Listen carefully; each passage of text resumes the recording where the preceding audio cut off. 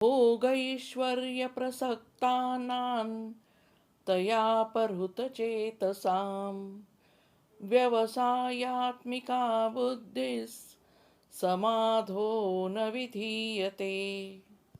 जेव्हा मनुष्य सतत पैसा, वस्तू, ऐशाराम, स्टेटस यामागे धावतो, तेव्हा त्याचं खरं लक्ष महत्त्वाची ध्येय यावरून हटतं. म्हणजेच जसं की स्वतःची प्रगती, कुटुंब, मानसिक समाधान यावरून हटतं. म्हणजेच भोग आणि ऐश्वर्याची आसक्ती आपले लक्ष विचलित करतात. सतत विचार करत राहणं की इतरांकडे काय आहे, मला अजून काय मिळवायचं आहे, यामुळे मन शांत राहत नाही आणि खूप थकल्यासारखं वाटतं. म्हणजेच चित्त हरपतं आणि मन थकतं, अस्थिर होतं. मानसशास्त्र सांगतं की यशासाठी एकाच ध्येयावर लक्ष आवश्यक आहे. पण जेव्हा माणूस भोगसुखाच्या मागे धावत राहतो तेव्हा त्याला दीर्घकालीन ध्येयांवर फोकस करता येत नाही.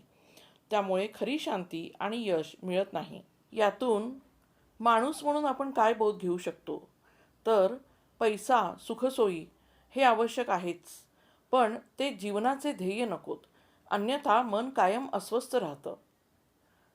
स्वतःच्या जीवनातील खरं ध्येय, करिअर, सेवा, आत्मिक प्रगती यावर फोकस ठेवणं गरजेचं आहे. त्यानंतर माझ्याकडे काय कमी आहे याऐवजी माझ्याकडे जे आहे त्यातून मी काय करू शकतो या दृष्टिकोनातून शांती मिळते.